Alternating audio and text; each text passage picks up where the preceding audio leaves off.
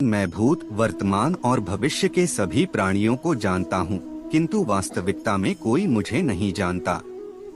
लोग कहते हैं अपनों के आगे झुक जाना चाहिए, किंतु सच बात तो यह है जो अपने होते हैं वह कभी झुकने नहीं देते। वह दिन मत दिखाना कान्हा कि हमें खुद पर गुरूर हो जाए, रखना अपने दिल में इस तरह की जीवन सफल हो जाए।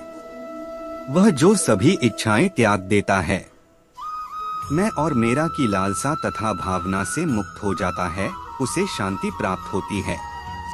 हमेशा छोटी छोटी गलतियों से बचने की कोशिश किया करो, क्योंकि इंसान पहाड़ों से नहीं पत्थरों से ठोकर खाता है। शांति से भी दुखों का अंत हो जाता है और शांत चित्त मनुष्य की बुद्धि शीघ्र ही स्थिर होकर परमात्मा से युक्त हो जाती है।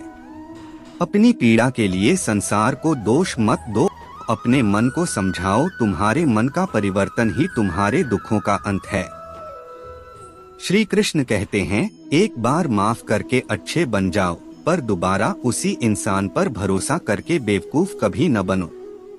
इच्छा पूरी नहीं होती तो क्रोध बढ़ता है, और इच्छा पूरी होती है तो लोभ बढ़ता है।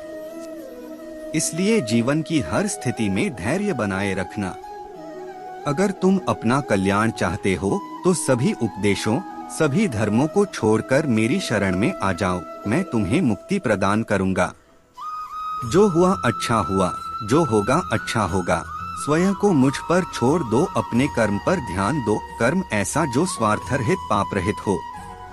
कृष्ण ने दुष्टों को भी अपनी गलती सुधारने का मौका दिया, क्योंकि वो किसी मनुष्य को नहीं, उसके अंदर के बुराई को मारना चाहते थे।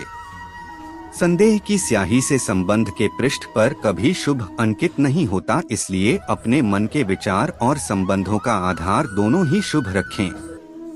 मोहग्रस्त होकर अपने कर्तव्य पथ से हट जाना मूर्खता है, क्योंकि इससे ना तो तुम्हें स्वर्ग की प्राप्ति होगी और ना ही तुम्हारी कीर्ति बढ़ेगी।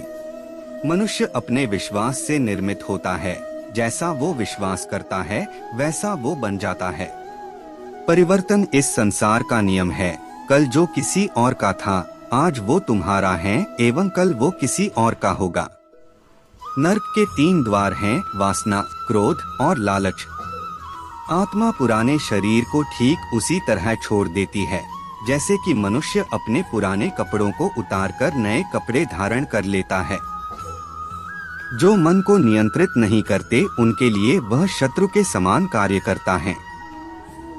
आत्मा न तो जन्म लेती है, न कभी मरती है, और न ही इसे कभी जलाया जा सकता है, न ही पानी से गीला किया जा सकता है। आत्मा अमर और अविनाशी है। केवल मन ही किसी का मित्र और शत्रु होता है। अत्याधिक क्रोध से भ्रम पैदा होता है, भ्रम से बुद्धि नष्ट होती है, और जब बुद्धि नष्ट होती है तब तर्क ही नष्ट हो जाता है। जब तर्क नष्ट होता है तब व्यक्ति का पूरी तरह पतन हो जाता है। अगर आप अपना लक्ष्य पाने में नाकामयाब होते हो तो अपनी रणनीति बदलो, लक्ष्य नहीं। सभी मनुष्य अपने विश्वास से निर्मित होते हैं, जैसा वे भरोसा करते हैं वो वैसा ही बन जाता है। निर्माण केवल मौजूदा चीजों का प्रक्षेपण है। अप्राकृतिक कर्म बहुत ज्यादा तनाव पैदा करता है, उससे मत डरो जो कि वास्तविक नहीं है, और ना कभी था और ना कभी होगा। जो वास्तविक है वो हमेशा था और उसे कभी नष्ट भी नहीं किया जा सकता है। अपने अनिवार्य कर्तव्यों को पूरा करो, क्योंकि कार्य करना संपूर्ण निष्कार्यता से बेहतर है। तुम उसके लिए शोक करते हो जो शोक करने के योग्य ही नहीं होते, और फिर भी ज्ञान की बातें करते हो। बुद्धिमान व्यक्ति ना तो जीवित और ना ही कभी मृत व्यक्ति के लिए शोक करते हैं। इंसान अपने विचारों से बनता है, जैसा वह सोचता है वैसा ही वह बनता है। कर्म का फल व्यक्ति को ठीक उसी तरह ढूंढ लेता है, जैसे कि कोई बछड़ा हजारों गायों के बीच अपनी माँ को ढूंढ लेता है।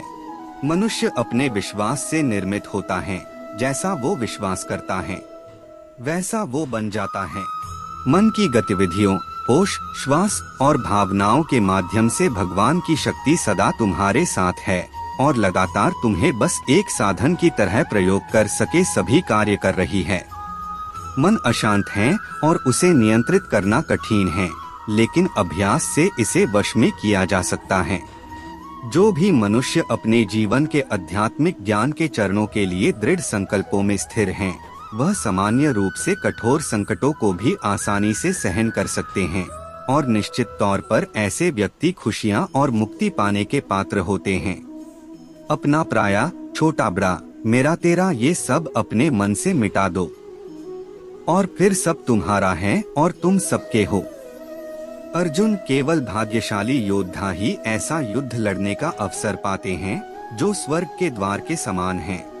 भगवान या परमात्मा की शांति सिर्फ उनके साथ ही होती है जिसके मन और आत्मा दोनों में एकता हो, जो इच्छा और क्रोध से पूर्ण रूप से मुक्त हो एवं जो अपने अंदर की आत्मा को सही मायने में जानता हो।